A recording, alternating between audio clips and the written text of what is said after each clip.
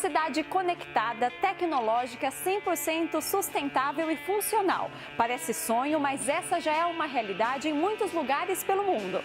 São as cidades inteligentes. O conceito é bem amplo, mas o objetivo principal é um só: garantir mais qualidade de vida ao cidadão através da tecnologia. No ponto de encontro de hoje, você vai entender de que forma uma cidade inteligente melhora o seu dia a dia. É preciso colocar a tecnologia não como um fim, mas como um meio para dar qualidade de vida, para dar à realidade daqueles que moram na cidade facilidades que antigamente não se era possível. Iniciativas da região para tornar o transporte mais eficiente e mais sustentável usando a energia elétrica. O carro elétrico ele tem um consumo por quilômetro de aproximadamente 1/4 do que você gastaria com combustível convencional. Isso daí é uma grande vantagem para o bolso do consumidor. Além disso, você também tem uma vantagem que é a não emissão de particulados. Então, para a comunidade onde ele está sendo utilizado, isso traz benefícios muito superiores. A inovação na segurança. Drones usados para monitoramento da cidade em Santa Bárbara do Oeste. Nós já tivemos praticamente 5 quilos de entorpecente apreendido com o apoio do drone, onde nós conseguimos identificar o local onde estava sendo fracionado drogas, próximo a uma área verde, e com as imagens conseguimos no ponto exato fazer essa apreensão. Eu penso que toda instituição hoje tem que estar preocupada com a questão da sustentabilidade na sua visão mais abrangente possível. Tudo isso agora no Ponto de Encontro.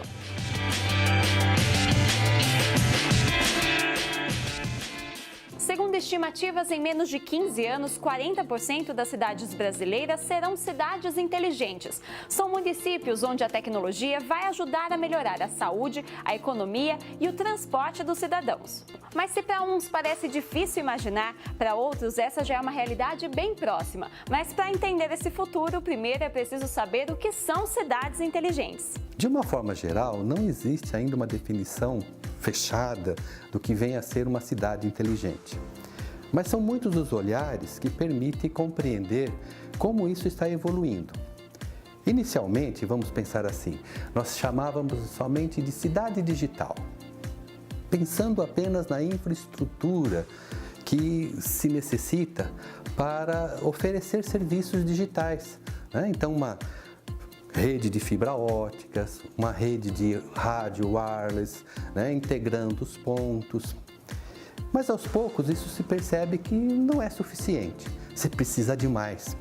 Porque a cidade, na sua forma de gerir tradicional, também precisa ser alterado, modificado e as exigências começam a ser outras. Então, aspectos mais relevantes começam a aparecer. Então, de cidade digital, a gente começa a pensar em cidades digitais e sustentáveis. A sustentabilidade parece ser algo mais importante.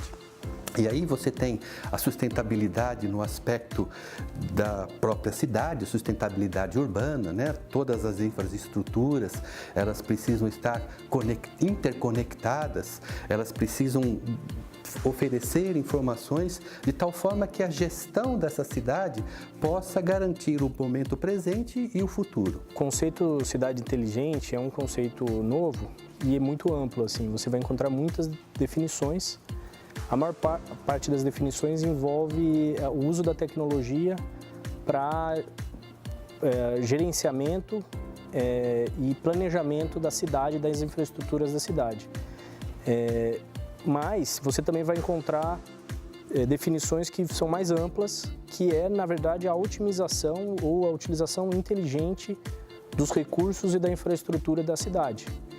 Ou seja, o contrário de uma cidade onde a infraestrutura e os próprios equipamentos da cidade estão mal planejados, não estão nos lugares onde deveriam estar enfim, tem uma perda muito grande de eficiência nos processos urbanos do dia a dia, né? É preciso colocar a tecnologia não como um fim, mas como um meio para dar qualidade de vida, para dar à realidade daqueles que moram na cidade facilidades que antigamente não era possível. Então, ter informação em tempo real, do trânsito, né, para locomoções, para mobilidade, se você precisa utilizar-se de serviços da prefeitura, ter facilidade de acesso, de informar a prefeitura sobre problemas que você encontra no seu dia a dia e receber informações na medida que você necessite. Então, cidades inteligentes, a gente pode imaginar cidades inteligentes digitais, sustentáveis e humanas. E aí você tem uma abrangência que é suficiente para dar um dinamismo que permite evoluir. Não temos respostas finais. Aonde nós chegaremos, a imaginação é nosso limite. Quando se fala em cidades inteligentes, os fatores mobilidade e inovação são decisivos. Em Campinas, cidade considerada a 10ª mais inteligente do estado, iniciativas do transporte e também do setor elétrico contribuem para um cenário melhor para o cidadão e também para o meio ambiente. Hoje em dia, quando se fala em energia, de certa forma estamos falando em sustentabilidade. Aqui nesta empresa, várias ações não só vêm contribuindo para o meio ambiente, como estão destacando cada vez mais Campinas no ranking das cidades inteligentes. A Vedete, né, de um projeto que a gente tem agora, que tem resultados bastante consistentes, é o de mobilidade elétrica. A CPFL sabe que mobilidade é um dos principais desafios da nossa sociedade atual. Não só no Brasil, mas fora do Brasil também é um grande desafio. E a gente tem provocado vários parceiros, através das pesquisas e desenvolvimento, a experimentarem carros elétricos em suas frotas e a gente analisar toda essa demanda do carro elétrico também consumindo energia na ponta de forma mais intensiva. E como que isso aí pode ser feito dentro do gerenciamento global de prevenção de poluição, de melhor mobilidade mesmo, quais são os rebatimentos que isso daí pode ter até mesmo no fornecimento de energia e aonde que os eletropostos para recarga deveriam estar estabelecidos. Todas essas tecnologias, elas têm uma base sempre de uma inovação e de um projeto de pesquisa. Viemos então conhecer um pouquinho na prática como que funciona aí os carros elétricos. Então, Rodolfo, explica pra gente aí como é que funciona. Tá. A tecnologia do carro elétrico ela avançou muito nos últimos anos e ela se baseou principalmente na eficiência da bateria. Hoje você consegue obter uma carga muito mais forte, ou seja, você consegue percorrer distâncias muito superiores do que no passado. Antes essa tecnologia ela não era muito viável, mas agora com essa tecnologia de lítio e outras que vieram, elas conseguem ter um tempo de direção muito maior. Isso daí é importante para um país continental que nem o Brasil e a gente ainda depende muito das estradas. Mas sem dúvida nenhuma essa é uma solução característica para cidades, onde em vários lugares do mundo os centros da cidade só podem ser acessados por carros elétricos. A gente caminha para essa direção aqui no Brasil. Quando a gente fala em relação ao combustível convencional, por exemplo, a gasolina, o carro elétrico ele tem um consumo por quilômetro de aproximadamente 1/4 do que você gastaria com combustível convencional. Isso daí é uma grande vantagem para o bolso do consumidor. Além disso, ele proporciona muito baixo ruído no ambiente onde ele opera, mesmo ele ligado ou desligado, o som é o mesmo. Agora você também tem uma vantagem que é a não emissão de particulados. Então, para a comunidade onde ele está sendo utilizado, isso traz benefícios muito superiores.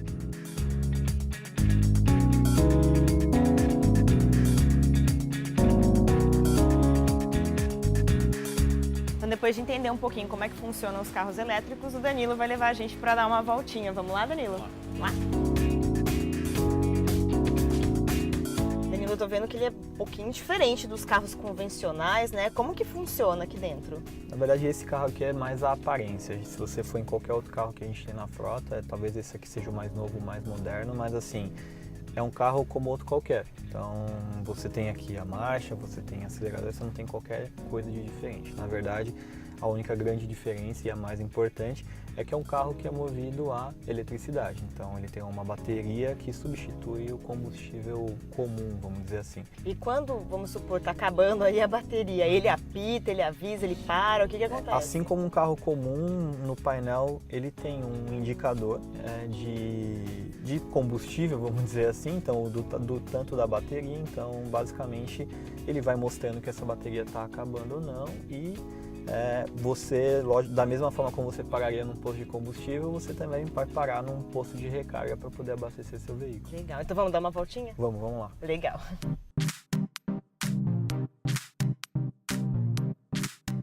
Então você pode ver que é basicamente um veículo comum. Acho que a única grande diferença que o veículo tem e que é bastante relevante, vamos dizer assim, é que ele não tem barulho nenhum, né? Então, como não existe um motor a combustão que faz o barulho tradicionalmente num veículo, esse carro ele é um carro bastante silencioso.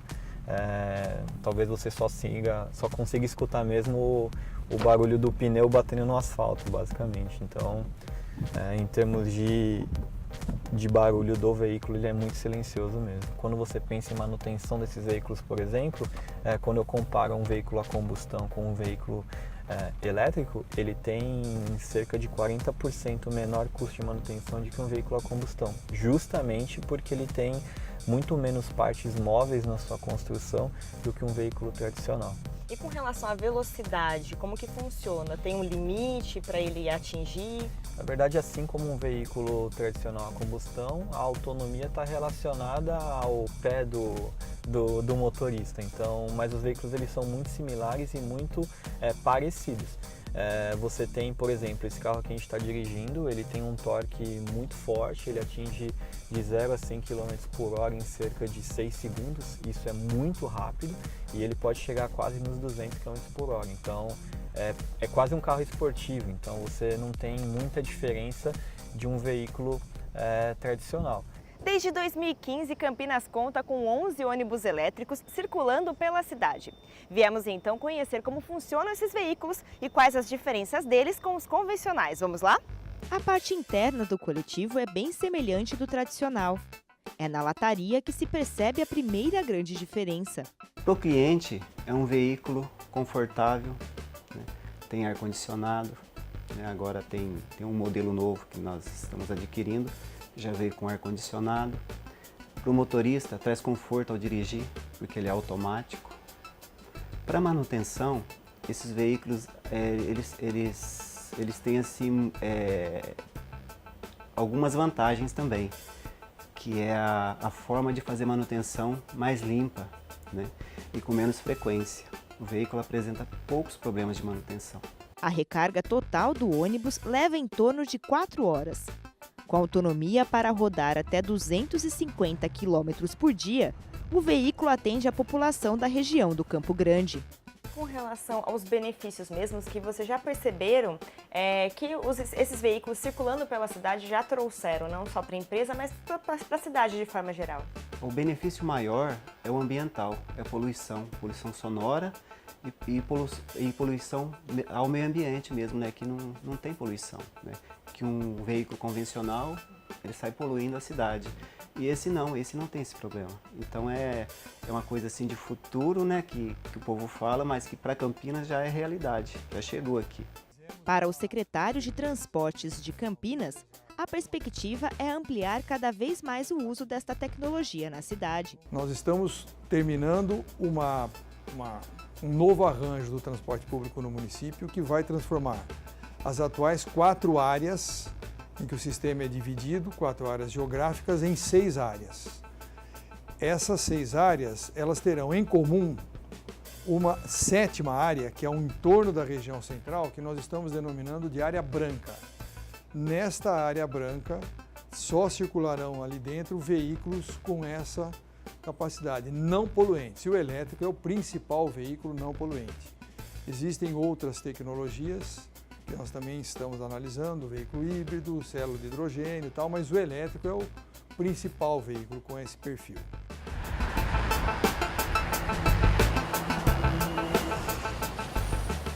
O cerne das cidades inteligentes é o ser humano.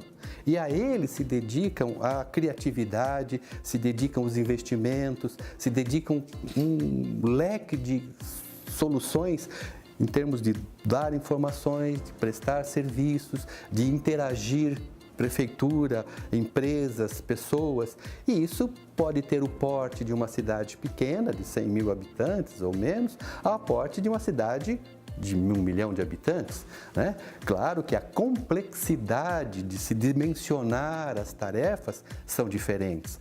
Um projeto piloto numa cidade de 25, 30 mil habitantes, ele é relativamente mais ágil, mais rápido em suas respostas.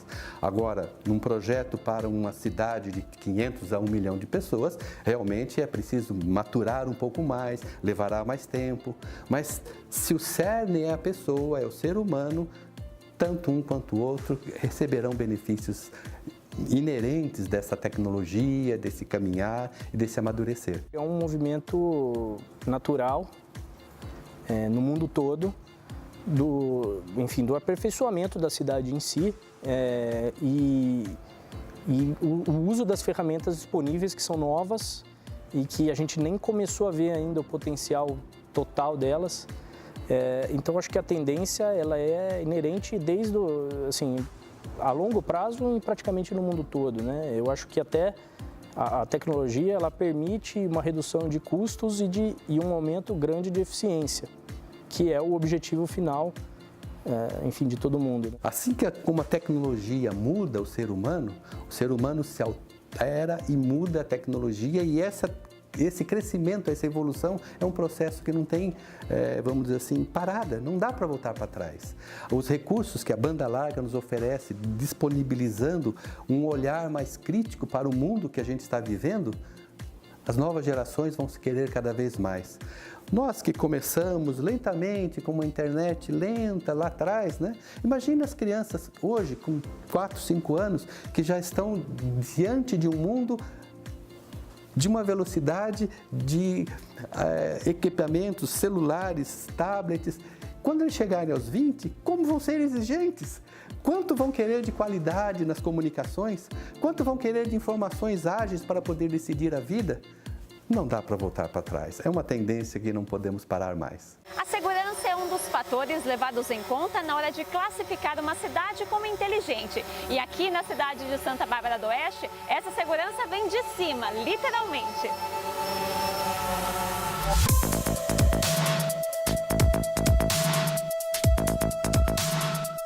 A Guarda Municipal ganhou, digamos assim, uma ajudinha do céu. Mas nesse caso não se trata de religião, e sim tecnologia.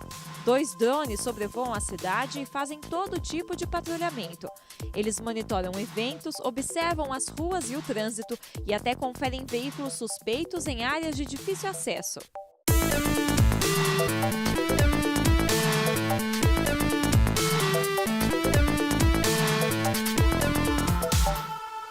Comandante, para a gente entender como é que funciona, agora a gente está na base móvel terrestre, né, da Guarda Municipal, que é um veículo específico que trabalha com os drones, né? Como é que funciona? Se caso o drone aviste algo suspeito, a base é acionada para se deslocar até o local? A partir do momento que nós identificamos a área, nós nos deslocamos com a base terrestre, que são 2 veículos para isso, específico para isso, e colocamos essas viaturas em pontos seguros. A partir desse momento nós alçamos os voos com os drones, onde ele vai dar todo o mapeamento da área. Se há algo ilícito ou não, nós conseguimos identificar pessoas suspeitas, pessoas que possam estar escondendo algum objeto ilícito.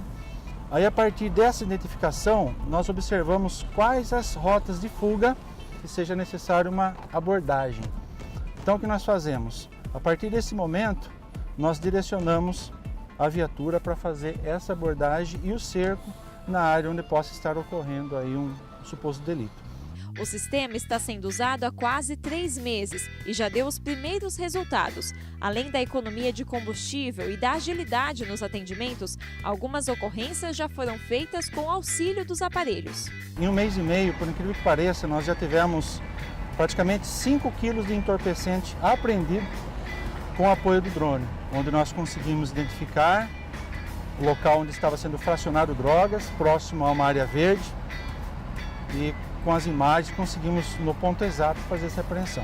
Tivemos também a detenção de 2 adolescentes infratores, também na prática do tráfico de entorpecente, que foram também apresentados no distrito policial. E sem contar o trabalho preventivo, que eu vejo que hoje o maior investimento de inteligência é o trabalho preventivo. Por que isso? Para que se evite que o crime aconteça, que o delito ocorra, porque quando ocorre um ato assim, alguém já foi lesionado, alguma família já foi prejudicada, há o trauma psicológico nas vítimas de um crime. Tudo isso exige depois um certo trabalho para que a pessoa seja restabelecida, principalmente as suas questões psicológicas. Então tudo isso traz um ganho muito grande, né? Você consegue... do bem. Isso, é um espião do bem. Você consegue economizar o erário público e ter um resultado bem mais eficiente.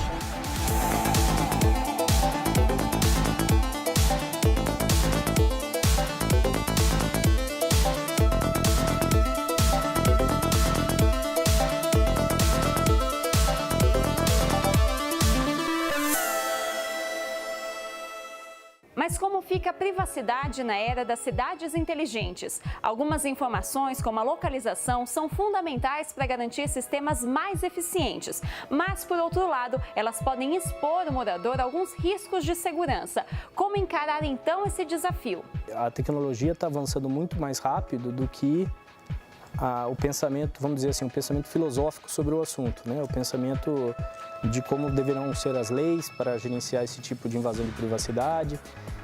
Então a gente está num campo ainda meio que numa fronteira sendo desbravada e a gente não sabe muito bem até que ponto isso vai impactar negativamente na privacidade das pessoas. Mas o que se sabe é que vai impactar e já impacta. A gente já gera muita informação, mesmo antes dessa era vamos dizer, do smartphone, que gera informação em tempo real e georreferenciada, que isso é muito importante, né? Não é só uma informação que você gera dentro do computador da sua casa, o que você acessa, o que você não acessa, mas ele mostra o que você acessa, o que você está fazendo e aonde você está fazendo. Então, uma informação georreferenciada ou geográfica, né? Uma informação geográfica que permite que você espacialize esses dados todos. Então, todo mundo sabe onde você está e o que você está fazendo. O que se espera é que essas informações sejam anônimas, né? Você tenha os dados sendo distribuídos, compartilhados, mas não identificando quem é o indivíduo que está gerando aquela informação. Mas não existe ainda um consenso regulatório, está tudo muito ainda sendo explorado, né? Nós estamos no campo da ética. Quando temos informações sobre as pessoas, a quem devemos reportá-la?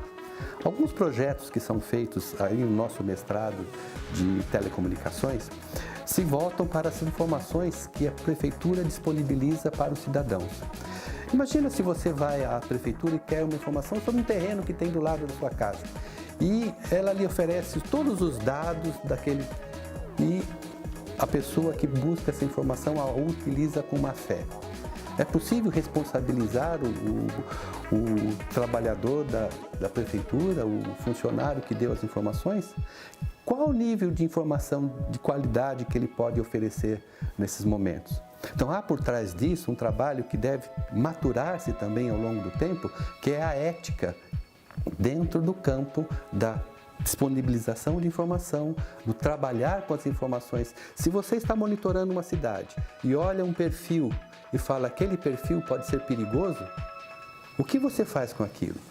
Então, a ética que está por trás é uma maturidade que devemos atingir na medida que caminhamos com a tecnologia. Isso ainda não está bem resolvido, precisamos de legislação adequada. Uma cidade inteligente pode ser menor do que você pensa. Um campus universitário, por exemplo, também é uma cidade e por isso não fica de fora dessa tendência. E é claro, a PUC Campinas também já faz parte desse universo. Acompanhe. Para serem tratadas como inteligentes, as grandes cidades têm utilizado a tecnologia como ferramenta para minimizar as consequências negativas do rápido crescimento urbano. Mas como trazer essa inteligência para dentro da própria realidade?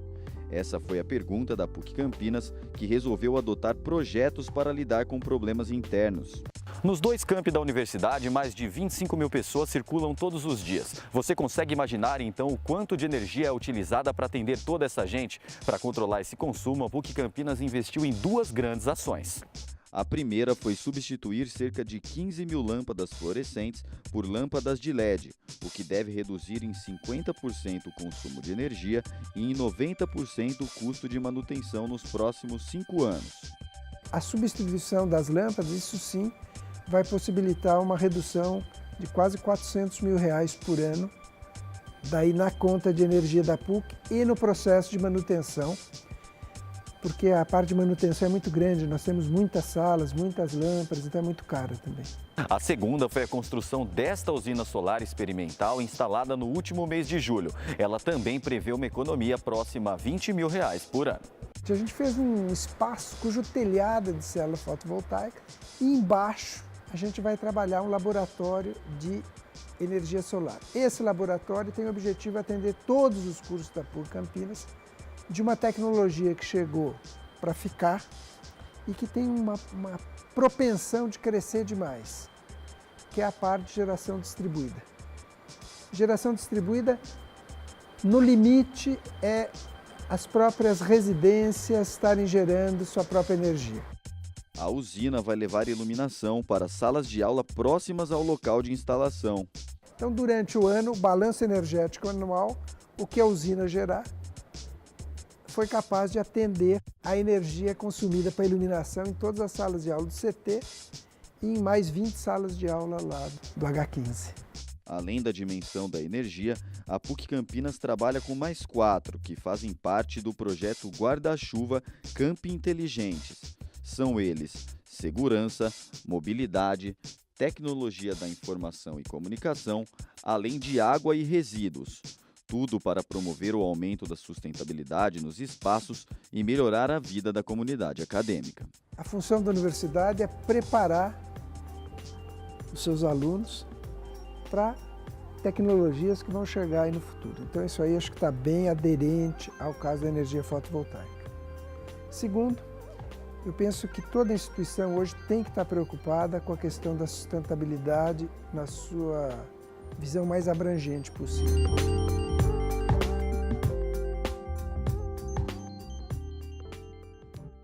O que o cidadão precisava quando ele não estava numa cidade inteligente?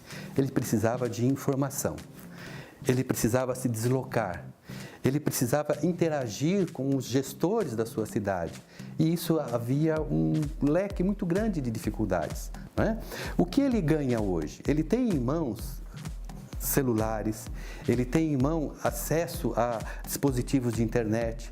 O que ele precisa numa cidade inteligente é educar-se para utilizar esses novos recursos de tecnologia a fim de poder informar os seus gestores e receber dos gestores serviços rápidos, ágeis e de qualidade. Eu acho que a população vai se beneficiar de uma maneira bastante pulverizada.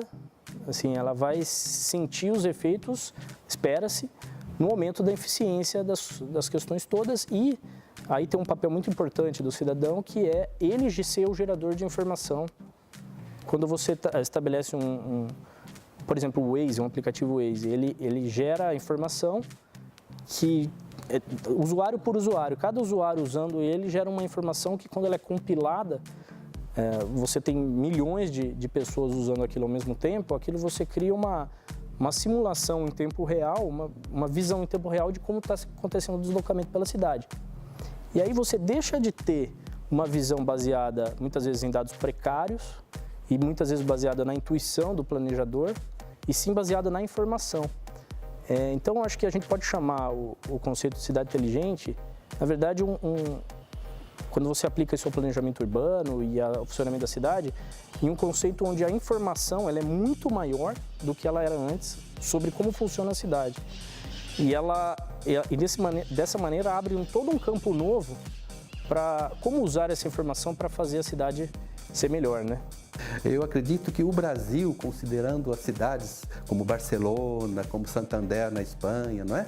Ele ainda tem muito a caminhar.